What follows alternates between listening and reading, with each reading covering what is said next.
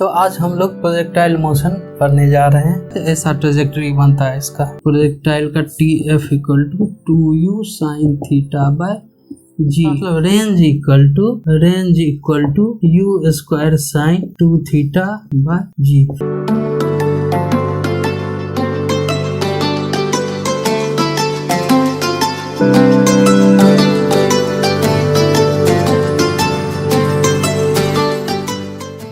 तो आज हम लोग प्रोजेक्टाइल मोशन पढ़ने जा रहे हैं। उसके लिए सबसे पहले प्रोजेक्टाइल कैसे वर्क करता है वो सबसे पहले देखना है। तो समझ लीजिए ये ग्राउंड है अर्थ का, यहाँ से कोई कुछ ऐसा चीज़ है, कुछ एंगल पर एक बॉल है, एंगल पर मान लीजिए थीटा एंगल पर फेंका गया यहाँ से। तो इस ग्राउंड पर से थीटा एंगल पर अगर फेंका गया तो इसका पाथ जस्ट यहाँ से शुरू होगा और इस तरह से पाथ बनता है। आप लोग भी प्रैक्टिकली देखे होंगे, तो अगर कुछ एंगल पर फेंका जाता है, यही सीधे एंगल 90 डिग्री होता है तो ऊपर सीधे जाता है और नीचे चला आता है, लेकिन कुछ एंगल पर होता है तो ऐसा ट्रेजेक्टरी बनता है इसका।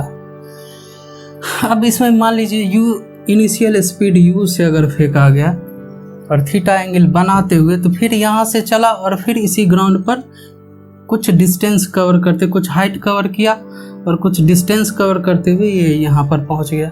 तो अगर ग्राउंड को हम मान ले हैं एक्स एक्सिस, तो वर्टिकली अपवर्ड एक हम लाइन खींचते हैं, इसको हम लोग वाई एक्सिस मान लेते हैं। अब एक्सिस के थ्रू हम लोग इसको रिजॉल्व करने का कोशिश करेंगे। अब इसमें अगर ग्राउंड पर जितना कवर किया, मैक्सिमम यहाँ तक पहुँचने में जितना दूरी कवर किया, इसको रेंज R से, ये हो गया आपका रेंज।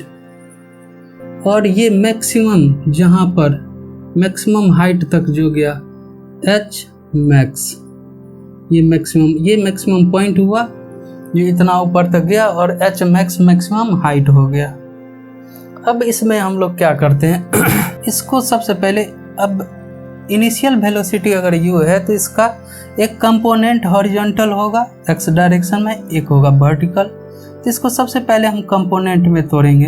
कंपोनेंट में अगर तोड़ना नहीं किसी को आता हो तो हम अभी ऐसे करते हैं, इसका बेसिक्स हम एक टॉपिक लेंगे एक वीडियो में, उसमें आप लोग ज़रूर देख लीजिएगा। अगर कोई भी इस तरह का कोई थीटा एंगल पर फोर्स ही लगा हुआ है तो इसका दो डायरेक्शन में कंपोनेंट, सबसे पहले जिसके साथ थीटा बनाया उधर f cos थीटा, और जो इधर बनाया वो f sin थीटा। जिसके साथ थीटा, अगर इसके साथ अल्फा बनाया तो इसके इधर हो जाएगा f cos अल्फा, अगर अल्फा के रेफरेंस में निकालें, इसके साथ f sin अल्फा।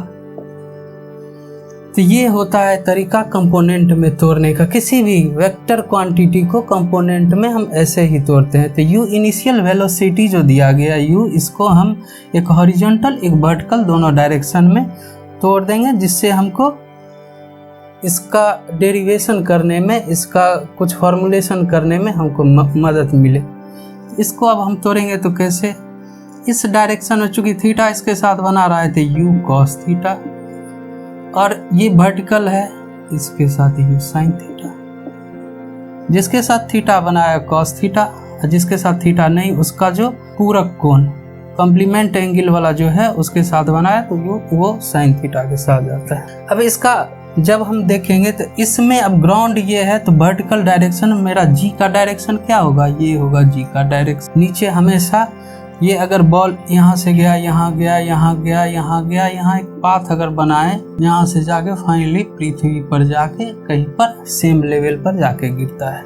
इसमें अलग अलग लेवल पर भी गिरने का एक अलग होता है, लेकिन सिंपल, अभी हम लोग सिंपल प्रोजेक्टाइल, एक तरह से मानिए सिंपल प्रोजेक्टाइल, इसका बहुत सारा एडवांस रूप है, लेकिन अभी हम लोग सिंपल प्रोजेक्टाइल का कंसेप्ट थोड़ा सा देखने जा रहे हैं। तो इसमें आप लोग देख सकते हैं तो u cos थीटा, इसमें क्या होता है, g का डायरेक्शन चूंकि वर्टिकली डाउनवर्ड है तो इसके इस वेलोसिटी में अगर डिक्रीज होगा तो ये वर्टिकली अपवर्ड या डाउनवर्ड डायरेक्शन में, लेकिन हॉरिजॉन्टल डायरेक्शन में यहाँ पर कोई फोर्स नहीं है, नो फोर्स। और वर्टिकल डायरेक्शन में ग्रेविटेशनल फोर्स है, तो इसलिए हॉरिजॉन्टल डायरेक्शन में जो इसका यहाँ पर वेलोसिटी होगा u cos थीटा, वो हमेशा मेंटेन रहेगा u cos। ये थीटा चूंकि हर एक पॉइंट पर जाने के बाद चेंज होते गया, फाइनली जाके मैक्सिमम पॉइंट पर थीटा क्या हो गया, 0।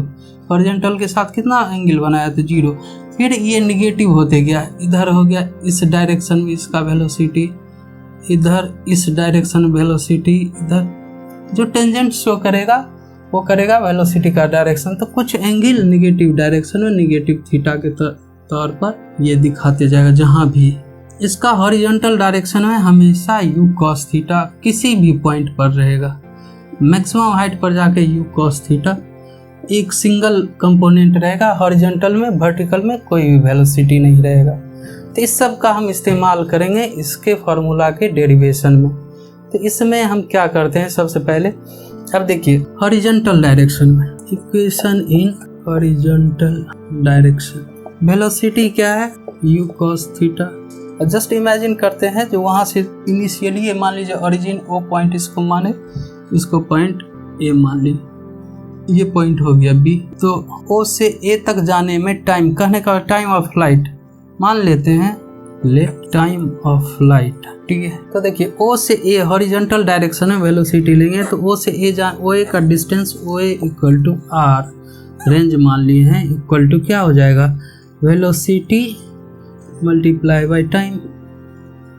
तो वेलोसिटी आपका हो गया u cos theta multiply by t, इसका मतलब हो गया equal to u t cos theta, first equation मान लीजिए r इक्वल टू, यहाँ से हम कर सकते हैं टी का वैल्यू भी निकाल सकते हैं, लेकिन फिलहाल ऐसे ही रखिए।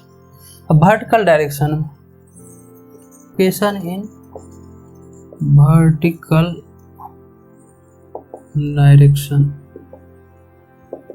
देखिए अब इस फार्मूला का इस्तेमाल हम लोग करेंगे। एस, यहाँ पर भी एस हम लोग निकाले हैं, चूँकि ये यूनिफॉर्म वेलोसिटी है तो सिंपल वेलोसिटी में टाइम से, लेकिन इसमें क्या है, ग्रेविटेशन के कारण इसमें ग्रेविटेशनल एक्सेलरेशन है, जी काम कर रहा है, तो उसको प्रॉपर इस्तेमाल करके अब देखिए ओ से चला और वर्टिकल डायरेक्शन में फिर ऊपर जाके ए पर आ गया, दोनों का लेवल एक जगह है, कहने का मतलब एक तल में है, एक प्लेन में है। तो इसका मतलब वर्टिकल डिस्प्लेसमेंट कितना हुआ, डिस्प्लेसमेंट एस बराबर U T, you sine theta multiply by T, और चूंकि जी नीचे के तरफ लग रहा है तो माइनस जी हाफ जी टी स्क्वायर।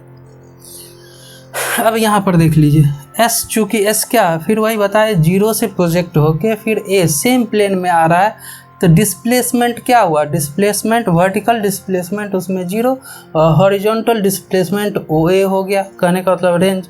तो हॉरिजॉन्टल डिस्प्लेसमेंट रेंज यहाँ पर हम लोग निकाल लिए हैं, लेकिन वर्टिकल डिस्प्लेसमेंट क्या हुआ, सेम प्लेन से जाके सेम प्लेन में आ गया। इसका मतलब डिस्प्लेसमेंट क्या होता है, ये पाथ पर डिपेंड नहीं करता है, ये स्टेट पर डिपेंड करता है, स्टेट फंक्शन है एक तरह से। जैसे यहाँ से चले कितना भी दूर चल के यहाँ पर फिर आ गए तो यहाँ पर डिस्प्लेसमेंट जीरो हो गया। तो इसलिए मान लीजिए यहाँ से चले ऐसे करके घूम के यहाँ पहुँचे तो हमको ये सब पाथ नहीं देखना है, फाइनली हमारा यहाँ पर जो पॉइंट है उसको डायरेक्ट मिलाएंगे तो वो हो गया। तो इसका मतलब वर्टिकल डायरेक्शन में इसका कोई डिस्प्लेसमेंट हुआ नहीं, फाइनली जीरो डिस्प्लेसमेंट में गया। तो यहाँ पर डिस्प्लेसमेंट हो गया जीरो बराबर you sine theta multiply by T minus half g T square. अब देखिए इसको पहले लिख लेते हैं, कोई फ़र्क नहीं पड़ता, जीरो को बाद में इक्वेशन की तरह से लिखते हैं। हम इसमें से टी अगर कॉमन ले लेते हैं तो ये हो जाता है u sine theta minus half g T equal to zero. अब देखिए यहाँ से टी का दो वैल्यू, एक बार टी इक्वल टू जीरो ये, और ये t इक्वल टू जीरो, और एक बार इसको हम जीरो करेंगे तो क्या होगा, u sine theta minus half g T equal to zero. अब हम लोग यहाँ पहुँचें तो क्या हो जाएगा, half g T equal to u sine theta, तो t इक्वल टू यहाँ से निकल आएगा 2u sine theta by g, by cross कर देंगे, जी टी बाई 2 हो गया, यहाँ पर 1 लिख देंगे, G T equal to 2u sine theta, तो t equal to G T 2u sine theta अपन जी हो जाएगा। ये t का वैल्यू हमको निकल गया। ये टाइम ऑफ फ्लाइट, एक तरह से टाइम ऑफ फ्लाइट प्रोजेक्टाइल का T F equal to 2u sine theta by G. एक यहाँ से मेरा फॉर्मूलेशन आ गया। अब क्या करेंगे हम लोग, यहाँ पर पहला इक्वेशन क्या था, r equal to u t cos theta. यहाँ पर क्या करेंगे, टी का वैल्यू, ये टी का वैल्यू यहाँ पर पुट करेंगे तो u cos theta 2u sine theta by G, ये हो गया 2u square sine theta into cos theta by G. और देखिए ये इसको यू स्क्वायर को पहले लिखिए, इसको 2 इसके साथ ले आइए तो 2 sign theta into cos theta क्या हो गया, साइन 2 थीटा। तो प्रोजेक्टाइल में ये क्या हो गया, रेंज, इसका मतलब range equal to U square sine 2 theta by G. फिर एक फार्मूला मेरा निकल गया। तो इस तरह से हम लोग रेंज और टाइम ऑफ फ्लाइट निकाल लिए। यहाँ पर अब एक केस बनता है जब दो प्रोजेक्टाइल हो, दो P1 और P2, इसका वेलोसिटी दोनों का u सेम है, बस एंगल जो है वेलोसिटी और एंगल ऑफ प्रोजेक्शन अलग अलग है, अल्फा बीटा, और सेम पॉइंट से कहने का उसका अगर हम फिगर बनाए तो कहने का मतलब एक ऐसे, ये मान लीजिए अल्फा एंगल से, ये बीटा एंगल से प्रोजेक्ट किया गया। तो प्रोजेक्ट अगर किया गया तो कोई एक ऐसा कंडीशन आएगा कि दोनों का रेंज सेम हो जाएगा। अगर क्या है, u इसका इनिशियल वेलोसिटी u दोनों का सेम, बस angle of projection same point से है, एंगल ऑफ प्रोजेक्शन अलग अलग, एक का अल्फा एक का बीटा। तब इसमें सेम अगर होना, इसको सेम पॉइंट पर कहने का मतलब रेंज सेम होगा तो क्या, सेम पॉइंट पर ये फिर से ग्राउंड पर गिरेगा। तो मान लीजिए ए पॉइंट से प्रोजेक्ट हुआ, बी पॉइंट पर दोनों। अब देखिए रेंज P1 के लिए, range of P1 equal to, हमको रेंज निकालने का कंडीशन सेम निकालने का रेंज ऑफ P2। अब रेंज ऑफ P1 क्या निकलेगा, u square sine square alpha बट्टे जी, रेंज का फार्मूला लगाएंगे, बराबर u square cos square alpha sine square beta by जी।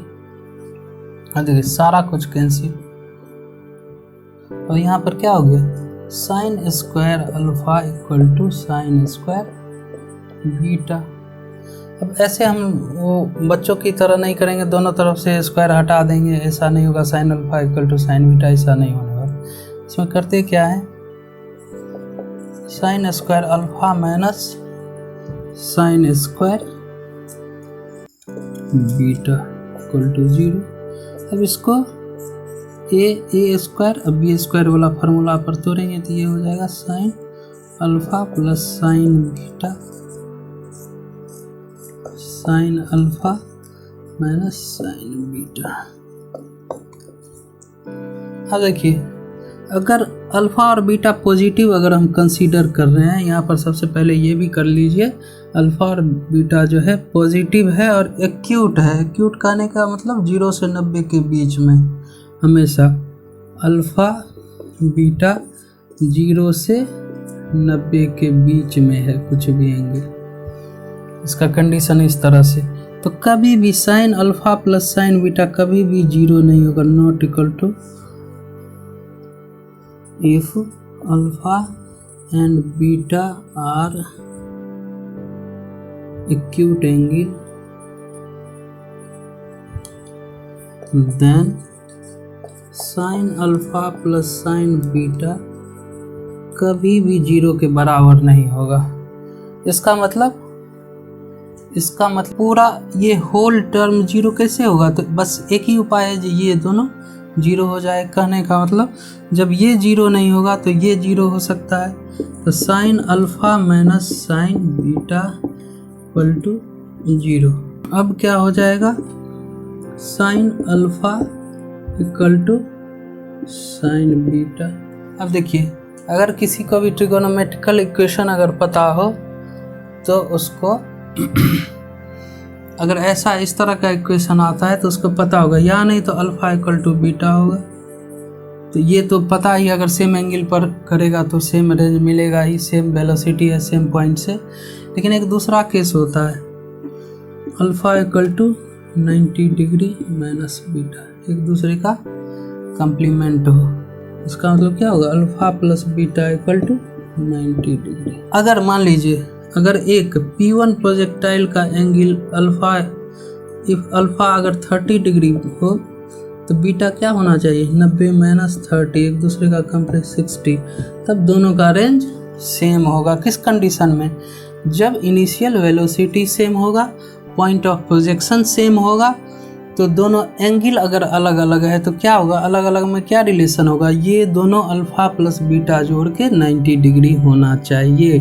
अगर ये 30 डिग्री तो ये 60 डिग्री, अगर ये 20 डिग्री ये 70 डिग्री, अगर ये 60 डिग्री तो ये 30 डिग्री, ऐसे करके एक दूसरे का कंप्लीमेंट होगा, तभी जाकर इसका रेंज सेम होगा। इस तरह से हम लोग प्रूफ कर सकते हैं। अब इसके बाद हम मैक्सिमम हाइट कितना, हाइट तो डिफरेंट टाइम में डिफरेंट होगा, लेकिन मैक्सिमम हाइट, तो मैक्सिमम हाइट होने का भी कंडीशन है, जहाँ पर क्या हो जाता है, उसका हॉरिजॉन्टल वेलोसिटी केवल रहता है और वो जो u cos थीटा वो हमेशा मेंटेन रहता है, और आपको वर्टिकल वेलोसिटी 0 हो जाता है। और वहाँ तक पहुँचने में क्या टाइम कितना लगेगा, टाइम ऑफ फ्लाइट का सीधे आधा। आपको लग रहा होगा यहाँ से अगर हम देखें तो आधा टाइम यहाँ से यहाँ पहुँचने में, आधा टाइम यहाँ से यहाँ पहुँचने में, तो हमको टाइम ऑफ फ्लाइट का आधा टाइम लगेगा मैक्सिमम हाइट तक पहुंचने में। तो इसी कॉन्सेप्ट का इस्तेमाल करेंगे हम। तो उसका इस्तेमाल करने पर आप लोग देख लीजिए कहाँ पर होगा प्रोजेक्टाइल, एच मैक्स निकालना है। तो देखिए वही एच वाला फार्मूला इस्तेमाल करेंगे, एच बराबर UT minus half g T square पर करेंगे। तो एच क्या हम मान लेते हैं इस डायरेक्शन में एच मैक्स, यहाँ मैक्सिमम हाइट तक इसका डिस्प्लेसमेंट एच मैक्स हुआ, तो एच मैक्स बराबर यू टी, यहाँ पर टाइम मैक्सिमम हाइट पर कब पहुँचेगा, जब टाइम होगा टाइम ऑफ फ्लाइट का आधा। तो यहाँ पर टी इक्वल टू क्या, यहाँ पर हम टी इक्वल टू ले ले, t f by 2 equal to क्या हो गया, 2u साइन थीटा बाई जी, अब बट्टे 2 कर देंगे तो यहाँ से u साइन थीटा बाई जी।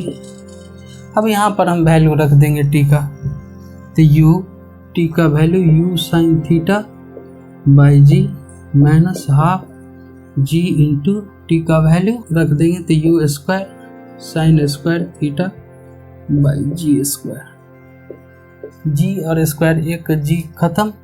अब ये हो गया u square sine theta by G minus half u square sine square theta, sorry u sine theta by G, यहाँ पर भी u साइन थीटा तो है, u साइन थीटा इंटू, फिर से इसको थोड़ा सा, यहाँ पर u साइन थीटा तो पहले से ही है u के बदले, उसके बाद t का वैल्यू रखेंगे u sine theta by G, यहाँ पर स्क्वायर। अब इसको करते हैं, ये क्या, ये फुल में से हाफ वाला गया, सीधे क्या हो जाएगा u square sine square theta. तो ये मेरा हो गया H max, maximum height H max बराबर U square sine square theta by 2।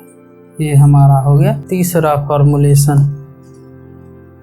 अब इस फॉर्मूलेशन में कुछ कंडीशंस होता है, तीनों फार्मूला को देखने में ये होता है जो मैक्सिमम हाइट कैसे, कितना एंगल रहे जो मैक्सिमम हाइट अचीव हो जाए, कितना एंगल रहे जो मैक्सिमम रेंज अचीव हो। क्योंकि रेंज अचीव होने का मान लीजिए अगर थीटा हम बढ़ाते जाएंगे, थीटा अगर हम बढ़ा दिए यहाँ पर, सॉरी अलग से हम करके दिखाते हैं, अगर कोई प्रोजेक्टाइल है, अगर ये थीटा एंगल पर है, अगर थीटा बढ़ाएंगे, कुछ थीटा से बड़ा करेंगे, तो ये प्रोजेक्टाइल क्या होगा, ये पीछे आएगा, हाइट इसका बढ़ेगा, फिर ऐसे होते होते ये सिंपली और सीधे 90 डिग्री पर देंगे तो 90 डिग्री पर वापस आ जाएगा।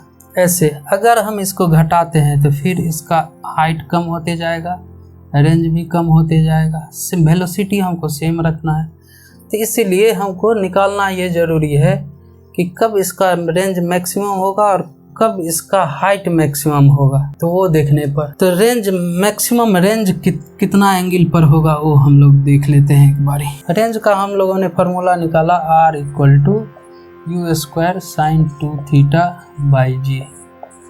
तो R मैक्सिमम कब होगा, R range will be maximum when sin 2 theta is maximum.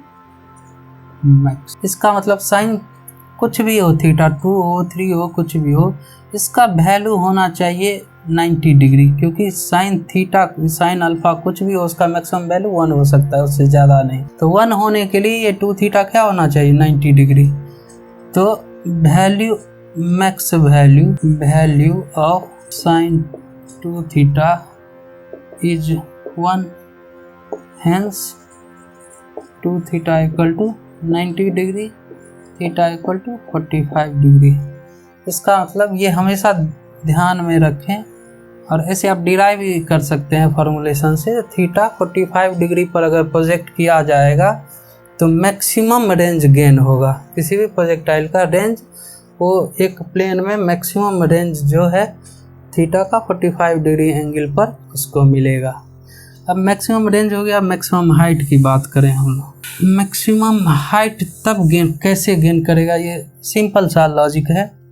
जो एक अगर प्रोजेक्टाइल है ये मैक्सिमम कब जाएगा, जब इसको फुल्ली ऊपर की तरफ प्रोजेक्ट कर दिया जाए। जैसे एच मैक्स इक्वल टू लोगों ने फार्मूला निकाला you square sine square theta upon 2g। इसका मतलब ये मैक्सिमम होगा, साइन थीटा मैक्सिमम होना चाहिए, साइन थीटा मैक्सिमम कितना 1 होना चाहिए। तो थीटा इक्वल टू क्या होगा 90 डिग्री। तो इसको जब हम सीधे वर्टिकली अपवर्ड किसी प्रोजेक्टाइल को हम अगर प्रोजेक्ट करेंगे तो ये मैक्सिमम हाइट गेन करेगा। तो मैक्सिमम हाइट के लिए जब 90 डिग्री मैक्सिमम हाइट और theta equal to 45 degree maximum range, ये इसका बेसिक एक तरह से फॉर्मूलेशन है प्रोजेक्टाइल का। और इसके बाद इसका बहुत सारा है, चेंज ऑफ एक्सिस है, चेंज ऑफ लेन है, बहुत तरह का इसका इम्प्रोविजन है। इसमें एक तरह से एडवांस्ड इसका है, वो हम लोग बाद में कवर करते हैं। अभी फ़िलहाल इतना तक एक बेसिक आइडिया के लिए प्रोजेक्टाइल का मुझे लगता है काफ़ी है। वैसे होता है इसमें पहले प्रोजेक्टाइल का मतलब समझाओ ऐसे, लेकिन अब बेसिक छोटा मोटा सवाल अगर बनाएंगे तो इस पर आसानी से बनने वाला है। सिंपल कोई बुक उठा के छोटा सवाल सीखने के लिए। अब इसी के चलते डिफरेंट कंडीशन हमने कहा, अगर न्यूमेरिकली अगर हम स्ट्रांग हो गए, साउंड हो गए, तो इससे हम थ्योरेटिकली भी साउंड उल्टा हम हो सकते हैं। लेकिन ऐसा नहीं है, अब एक तरह से थ्योरेटिकली साउंड हो गए, न्यूमेरिकली आप साउंड हो ही सकते हैं, ये भी नहीं है। तो मेरा यही तरीका है, जो पहले न्यूमेरिकली साउंड हो जाए, उसके बाद धीरे धीरे उससे न्यूमेरिकली से आप फाइनली हर एक प्रैक्टिकली थ्योरेटिकली चीज़ का एक न्यूमेरिकल वैल्यू निकलता है, फॉर्मूलेशन होता है। तो क्यों ना हम ऐसा करें, तो फार्मूला से थ्योरी की तरफ चले, जिससे कि परेशानी ना हो।